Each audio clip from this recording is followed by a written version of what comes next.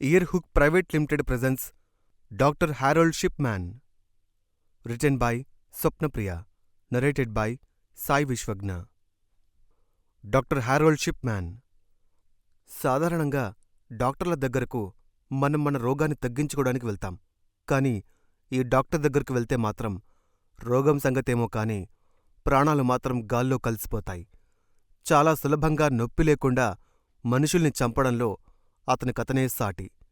అధికారికంగా 15 మందిని, అనధికారికంగా 260 మందిని చంపాడు. అసలు ప్రాణాలు కాపాడాల్సిన డాక్టర్ వృత్తిలో ఉన్న అతను ఎందుకలా మనుషుల ప్రాణాలు తీశాడు? తెలుసుకోవాలంటే మనం సైకో కిల్లర్ డాక్టర్ హారోల్డ్ షిప్మ్యాన్ గురించి తెలుసుకోవాలి. హారోల్డ్ షిప్మ్యాన్ 1946 జనవరి 14న యూకేలోని బెస్ట్వుడ్లో జన్మించాడు. అతని తండ్రి పేరు కూడా హారోల్డ్ షిప్మ్యాన్, తల్లి వెరా షిప్మ్యాన్. వారికి 3 సంతానం. వారిలో 2వ వాడే మనం చెప్పుకుంటున్న డాక్టర్ షిప్మ్యాన్. వాళ్లది మధ్యతరగతి కుటుంబం. తండ్రి ఒక లారీ డ్రైవర్గా పనిచేసేవాడు. దాంతో సంపాదన అంతంత మాత్రంగానే ఉండేది.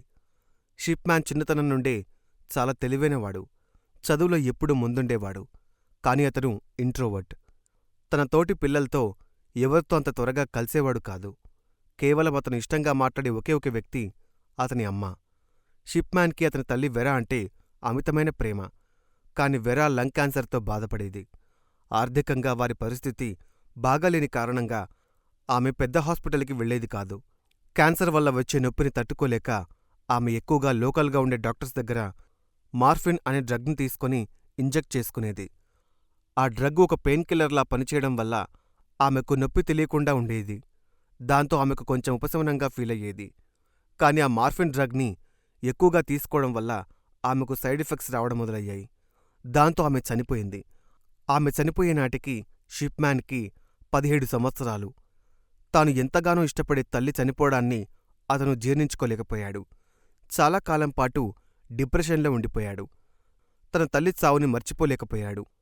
సరిగ్గా ఆ సమయంలోనే అతని ఆలోచనా విధానంలో మార్పులొచ్చాయి. అతని జీవితం మలుపు తిరిగింది. తన తల్లిలాగే అందరూ చనిపోవాలని అతను కోరుకున్నాడు. దానికోసం ఎలా అయినా తాను ఒక డాక్టర్ అవ్వాలని అప్పుడే నిర్ణయించుకున్నాడు. నార్త్ ఇంగ్లాండ్లో ఉన్న లీడ్స్ యూనివర్సిటీలో మెడికల్ కోర్స్ కోసం జాయిన్ అయ్యాడు. అన్ని ఇంటర్న్షిప్స్ని పూర్తి చేశాడు. 19 ఏళ్ల వయసులో 17 ఏళ్ల అమ్మాయిని పెళ్లి చేసుకున్నాడు. వాళ్లకి 4 పిల్లలు పుట్టారు. 3 అబ్బాయిలు, 1 అమ్మాయి. ఇంటర్న్షిప్ పూర్తి చేసిన తర్వాత 1974లో ఒక జనరల్ హాస్పిటల్లో డాక్టర్గా పనిచేయడం మొదలుపెట్టాడు. కొన్ని సంవత్సరాల తర్వాత అతను అబ్రహం ఆర్మర్రో మెడికల్ సెంటర్లో ప్రాక్టీస్ పూర్తి చేసి మెయిన్ డాక్టర్గా మారాడు. ఇక్కడి వరకు అంతా బాగానే ఉంది. మెయిన్ డాక్టర్గా ఛార్జ్ తీసుకున్న తర్వాత తన మనసు మూలల్లో దాగిన తన అసలైన ఉద్దేశాన్ని అమలుపరచడం స్టార్ట్ చేశాడు. తన దగ్గరకు వచ్చే పేషెంట్స్కి అవసరం ఉన్నా లేకపోయినా మార్ఫిన్ డ్రగ్ ఇస్తూ వాళ్లకే తెలియకుండా వాళ్లని చంపడం మొదలుపెట్టాడు. దాంతో షిప్మ్యాన్ ట్రీట్మెంట్ చేసిన వారిలో చాలామంది చనిపోయారు. ఈ విషయం చాలా రోజుల వరకు ఎవరూ గమనించలేదు. చనిపోయిన వాళ్ల ఫ్యామిలీకి పేషెంట్ది నార్మల్ డెత్ అని, వాళ్లకున్న వ్యాధి కారణంగానే వాళ్లు చనిపోయారని నమ్మించేవాడు. షిప్మ్యాన్ డాక్టర్ కావడంతో అందరూ అతను చెప్పింది నిజమని నమ్మేవారు. అతనిపై ఎవరికీ అనుమానం రాలేదు. కొన్ని రోజుల వరకు అంతా సాఫీగా గడిచిపోయింది. కాని ఆ హాస్పిటల్కి కొత్తగా ఒక లేడీ డాక్టర్ వచ్చింది. ఆమె షిప్మ్యాన్ దగ్గర ట్రీట్మెంట్కి వచ్చిన పేషెంట్స్ డెత్ రేట్ ఎక్కువగా ఉందని గమనించి అతను వాడుతున్న మెడిసిన్ ఫైల్స్ చెక్ చేసింది. అందులో అతను ఎక్కువగా మార్ఫిన్ డ్రగ్ వాడుతున్నారని గమనించింది. అత్యవసరమైతే తప్ప డాక్టర్స్ మార్ఫిన్ డ్రగ్ని వాడరు.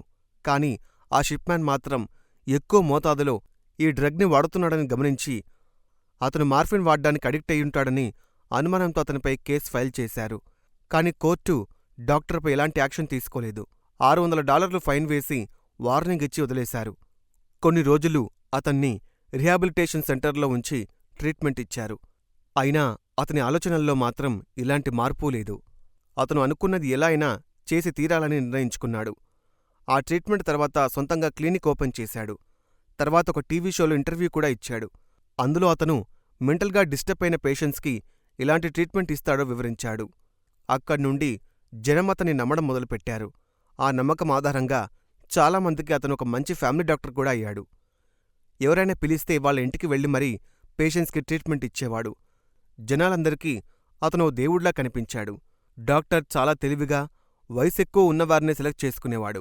41 సంవత్సరాల నుండి 90 సంవత్సరాల మధ్యలో ఉన్నవారిని లక్ష్యంగా చేసుకున్నాడు.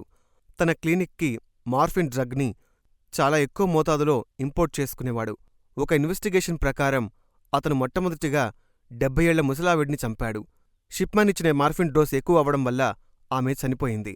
కాని డాక్టర్ షిప్మ్యాన్ మాత్రం ఆవిడ వయసు మీద పడ్డం వల్ల ఆరోగ్యం సహకరించక చనిపోయిందని అందర్నీ నమ్మించాడు. చనిపోయింది 70 సంవత్సరాల ముసలావిడ కాబట్టి ఎవరికీ అనుమానం రాలేదు. కాని ఒకసారి ఏదో అనారోగ్య సమస్యతో వచ్చిన ఒక నడివయసు మహిళకు ఎక్కువ డోసుల మార్ఫిన్ ఇంజెక్ట్ చేశాడు షిప్మ్యాన్. ఆ రోజు రాత్రే ఆమె చనిపోయింది. ఆమె బంధువులకు అనుమానం వచ్చి షిప్మ్యాన్ను నిలదీశారు. కాని షిప్మ్యాన్ అది న్యాచురల్ డెత్ అని చాలా నార్మల్గా చెప్పాడు. కాని అదే అనుమానం అతని క్లినిక్లో పనిచేస్తున్న వారికి కూడా రావడం మొదలయింది. షిప్మ్యాన్ ట్రీట్మెంట్ ఇస్తున్న వాళ్ళందరూ వెంటనే చనిపోవడం గమనించిన క్లినిక్లోని స్టాఫ్ అందరూ కలిసి వెళ్లి షిప్మ్యాన్ను ప్రశ్నించారు.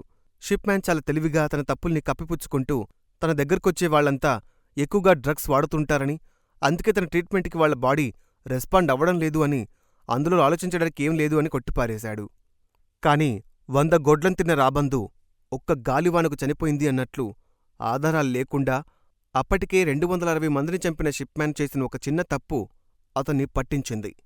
అది 1998వ సంవత్సరం. ఇంగ్లాండ్కి చెందిన కలిన్ గ్రుండ్రే అని 81 ఏళ్ల ముసలావిడ ట్రీట్మెంట్ కోసం షిప్మ్యాన్ దగ్గర అపాయింట్మెంట్ తీసుకుంది. కాని షిప్మ్యాన్ ట్రీట్మెంట్ ఇచ్చిన కొన్ని గంటల్లోనే ఆమె చనిపోయింది. ఆమె ఎలా చనిపోయిందని షిప్మ్యాన్ అడిగితే వయసు మీద పడ్డం వల్ల చనిపోయిందని, అది న్యాచురల్ డెత్ అని నిర్ధారించాడు.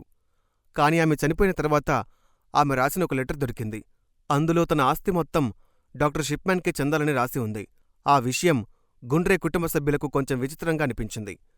గుండ్రేకు తన కుటుంబ సభ్యులతో చాలా మంచి సంబంధాలున్నాయి. అలాంటప్పుడు ఆస్తి మొత్తం షిప్మ్యాన్కు రాయాల్సిన అవసరం ఏముంది అనుకున్నారు. గుండ్రే మనవరాలు స్వయంగా ఒక లాయర్ కావడంతో అనుమానం వచ్చిన ఆమె ఆ లెటర్ని పరీక్షగా గమనించింది. దానిపై ఉన్న ఫింగర్ ప్రింట్స్ అసహజంగా ఉండటంతో ఆమె ఎంక్వైరీ మొదలుపెట్టింది. ఫింగర్ ప్రింట్స్ స్పెషలిస్టులను సంప్రదించి అసలు విషయాన్ని కనిపెట్టి వెంటనే పోలీసులకు కంప్లైంట్ చేసింది. పోలీసులు వెంటనే షిప్మ్యాన్ అరెస్ట్ చేసి విచారించారు. ఆ విచారణలో గుండ్రే తనను ఇంటికి వచ్చి ట్రీట్మెంట్ చేయమని అడిగిందని, అక్కడికి వెళ్లి చూసిన తనకు ఆమె చాలా ఆస్తిపరురాలని అర్థమవడంతో గుండ్రే చనిపోయిన వెంటనే పేపర్పై ఆమె ఫింగర్ ప్రింట్స్ తీసుకున్నానని, తర్వాత ఆమె ఆస్తి తనకు దక్కేలా పేపర్లో రాయించానని అతను ఒప్పుకున్నాడు. గుండ్రే మరణం మాత్రం సహజమైందేనని చెప్పాడు.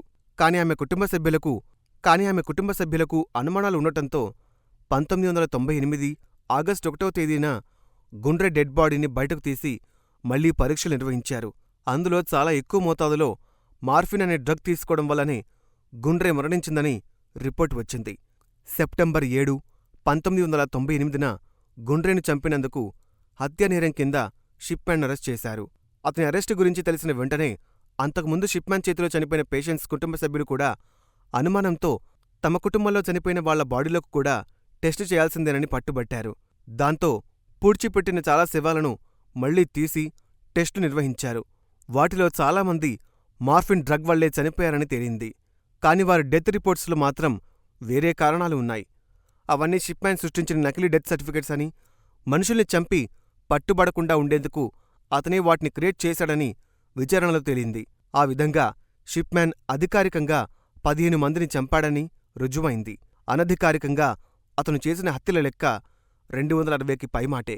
పైకంత మంచిగా కనిపించి అందరితో నవ్వుతూ ప్రవర్తించే ఒక డాక్టర్ ఇన్ని హత్యలు చేశాడంటే కోర్టు కూడా ఆశ్చర్యపోయింది. అతనికి జీవిత ఖైదు శిక్ష వేసింది. కాని జనవరి 13, 2004న అతని పుట్టినరోజు రేపు అనగా ఈరోజు జైల్లో ఉరేసుకుని చనిపోయాడు షిప్మ్యాన్. తన తల్లిచావును జీర్ణించుకోలేక షిప్మ్యాన్ ఒక సైకోలా మారి ఇన్ని హత్యలు చేశాడని తెలిసి అందరూ ఆశ్చర్యపోయారు. ఆ తర్వాత షిప్మ్యాన్ గురించి మాట్లాడేవారు అతనికి మరో పేరు కూడా పెట్టారు. అదే doctor death. This has been a Earhook private limited production of doctor Harold Shipman. Written by Swapnapriya. Narrated by Sai Vishwagna. Producer Earhook private limited. Editor Gautami CH. Creation manager Reshma Kadali. Production copyright 2022 by Earhook Private Limited.